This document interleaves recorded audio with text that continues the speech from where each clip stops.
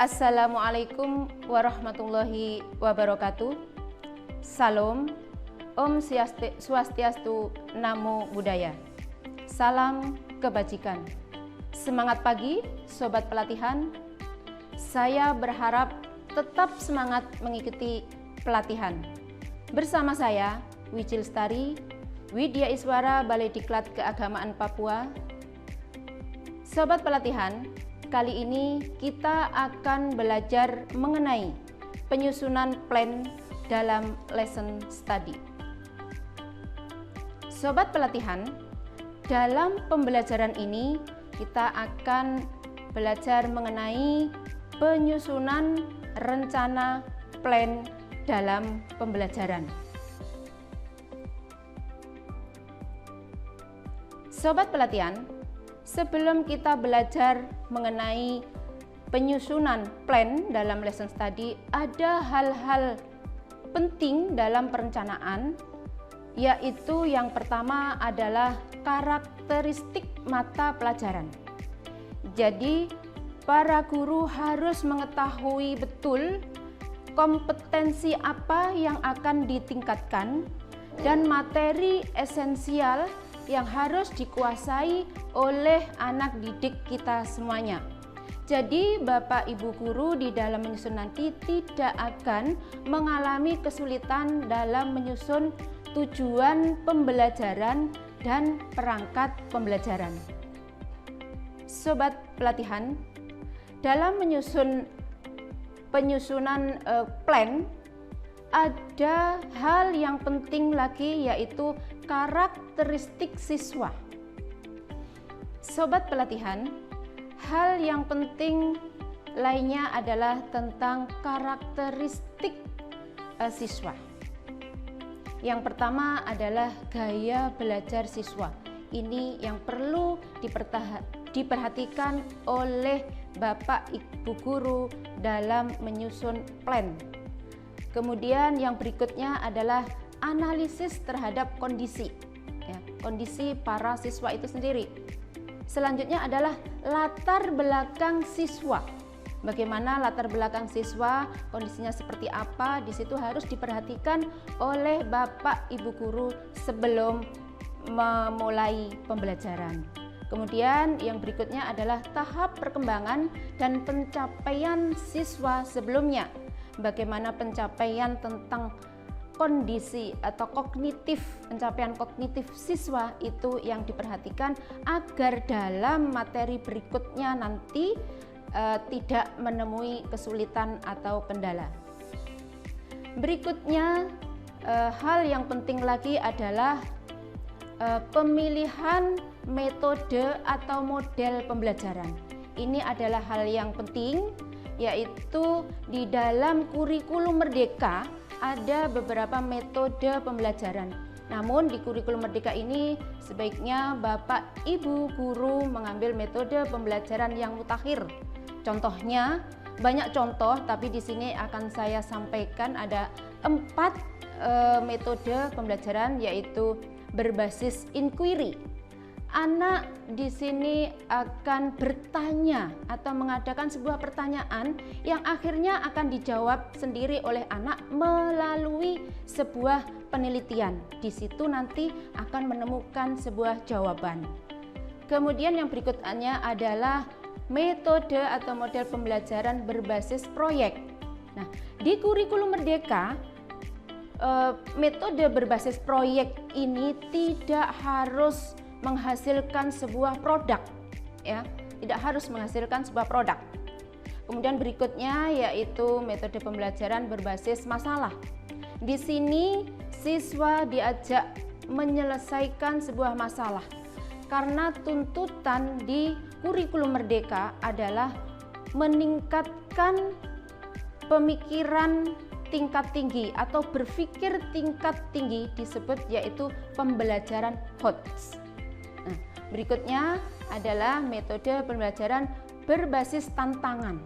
Di sini anak akan diajak untuk menyelidiki sebuah fenomena, akhirnya anak mengalami sendiri apa yang akan ditemukan nanti. berikutnya yaitu libatkan. Nah, berarti anak di sini akan bisa menyimpulkan sebuah penelitian atau menyimpulkan sesuatu yang ditemukan, yang kemudian nanti anak tersebut akan bisa menyimpulkan atau mengambil tindakan. Nah, itu adalah metode pembelajaran yang bisa merangsang pikiran atau pemikiran tingkat tinggi kita yang mengarah kepada pembelajaran HOT. Sobat pelatihan, selain metode-metode yang telah saya sampaikan, ada hal yang penting lagi, yaitu tentang alokasi waktu. Alokasi waktu ini adalah sesuatu yang sangat penting yang harus tersedia dalam menyusun lesson atau plan dalam lesson study. Nah, untuk apa? Agar Bapak Ibu nanti di dalam menyampaikan materi tidak mengalami kendala yang berakibat fatal. Sobat pelatihan, hal yang penting lagi selain metode pembelajaran yaitu pembelajaran sepanjang hayat.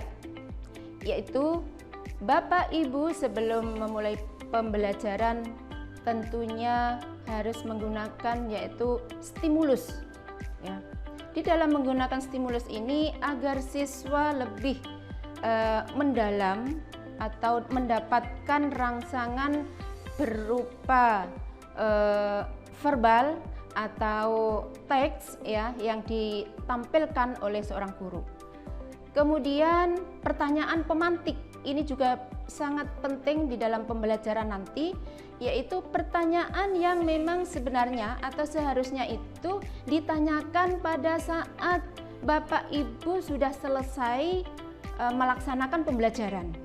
Pertanyaan pemantik ini contohnya, anak-anak apakah di dalam pembelajaran ini sudah sesuai atau relevan dengan kehidupan sehari-hari anak-anak tersebut, atau apakah pembelajaran ini sudah sesuai dengan materi sebelumnya yang telah dipelajari sebelumnya, atau pertanyaan lagi, apakah pembelajaran ini relevan dengan kehidupan anak-anak. Nah, pertanyaan ini tidak terpatok ya. Pertanyaan ini disesuaikan dengan materi pelajaran yang telah dipelajari saat itu. Kemudian selanjutnya yaitu pemahaman bermakna. Nah, pemahaman bermakna ini akan bermanfaat untuk anak-anak dalam kehidupan sehari-hari setelah mempelajari pembelajaran di dalam kelas. Baik, sobat pelatihan, yang berikutnya adalah berorientasi pada masa depan yang berkelanjutan. Ini adalah sesuatu hal yang sangat penting di dalam kurikulum Merdeka. Mengajarkan keterampilan abad 21 agar menjadi pelajar yang mandiri dan merdeka, yaitu pola pembelajaran yang menekankan pada keterlibatan siswa baik dalam berkolaborasi, gejala, memecahkan masalah, maupun dalam proses pembangunan konsep secara kooperatif di dalam kelompok maupun secara individu. Sobat pelatihan, seperti yang kita pelajari sebelumnya, bahwa penyusunan tahapan lesson study ada 3 tahapan, yaitu yang pertama adalah plan, yaitu membuat sebuah rencana pelaksanaan pembelajaran. Ya, di sini nanti Bapak Ibu akan merancang pembelajaran yang lebih baik.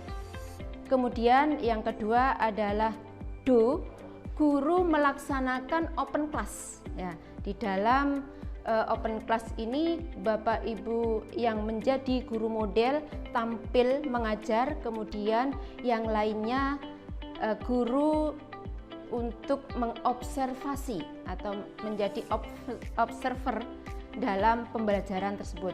Yang berikutnya adalah C, yaitu guru-guru merefleksi atau mendiskusikan apa yang telah terjadi di dalam open class.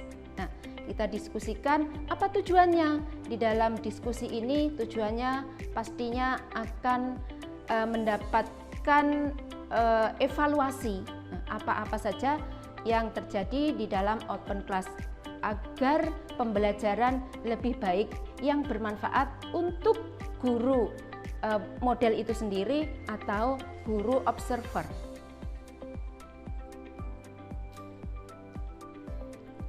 Baik, sobat pelatihan, di dalam lesson study ada dasar pemikiran lesson study yang sebagai citra diri guru, yaitu semangat introspeksi. Mengapa? Di dalam lesson study ini tidak ada guru yang paling pintar atau bapak ibu guru yang tidak bisa, itu tidak ada. Di sini adalah sama-sama belajar. Untuk itu semangat introspeksi pada diri sendiri harus ditumbuhkan. Yang kedua, membuka diri. Artinya membuka diri di sini adalah bapak ibu siap ya untuk menerima masukan-masukan dari teman-teman observer. Yang berikutnya adalah mengakui kesalahan.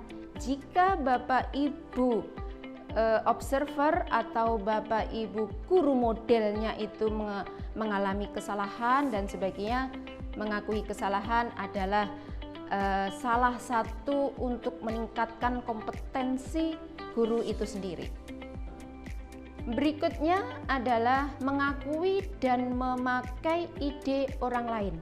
Nah, mengakui di sini artinya bapak ibu guru mengakui kekurangan ya yang ada diri pada bapak ibu dan kemudian akan menggunakan perbaikan yaitu dari masukan-masukan observer lainnya.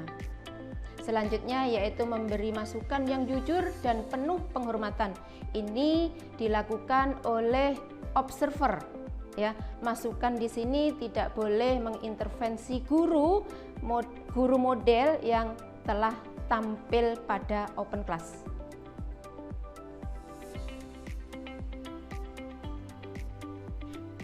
Baik, sobat pelatihan, ini adalah yang terpenting dari sesi perencanaan atau plan.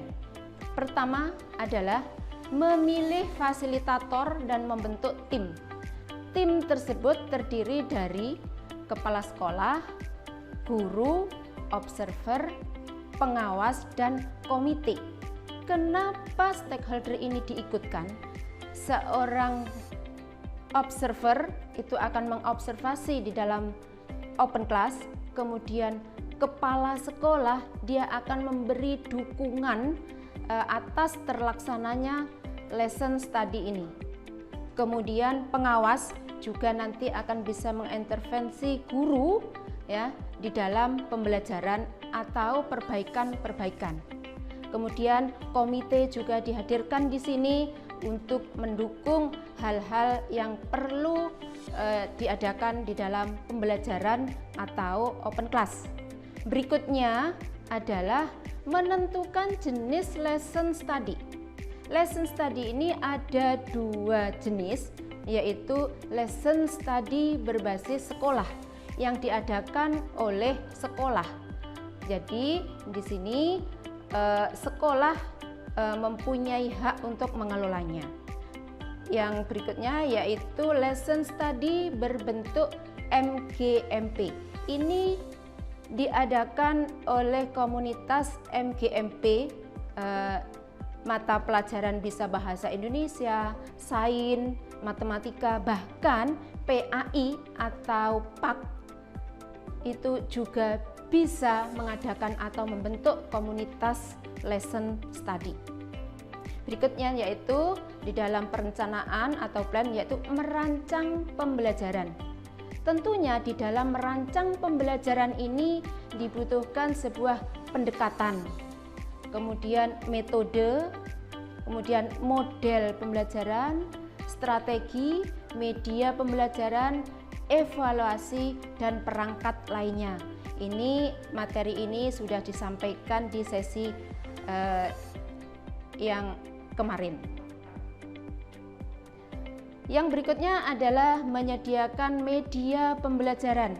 Selain media pembelajaran yang disediakan, Bapak Ibu juga bisa menyampaikan materi open class. Walaupun namanya open class, Bapak Ibu bisa menyampaikan ini di luar ruangan atau di dalam ruangan. Sesuaikan dengan kondisi sekolah Bapak Ibu semuanya. Yang terakhir adalah merancang evaluasi untuk mengetahui peningkatan kompetensi dari penguasaan materi tersebut. Ini adalah sesuatu hal yang sangat penting, yaitu untuk mengetahui sejauh mana peningkatan kompetensi yang ada dalam tujuan pembelajaran dan penguasaan materi esensial yang telah dipelajari bersama-sama dalam open class. Nah, untuk melaksanakan open class, Bapak Ibu guru harus menyediakan sebuah perangkat pembelajaran. Ini adalah sesuatu hal yang sangat penting di dalam pembelajaran. Yang pertama pastinya ada program tahunan dan program semester. Berikutnya yang harus ada yaitu modul ajar atau RPP. Nah, selain itu ada juga LKS yang akan membantu pemahaman dan peningkatan kompetensi siswa di dalam pembelajaran. Selain itu, media pembelajaran dan instrumen asesmen pembelajaran. Sobat pelatihan, sekian materi penyusunan plan dalam lesson study. Semoga pelatihan ini dapat memaknai dan mengimplementasikan materi penyusunan plan dalam lesson study. Terima kasih atas perhatiannya. Wassalamualaikum warahmatullahi wabarakatuh.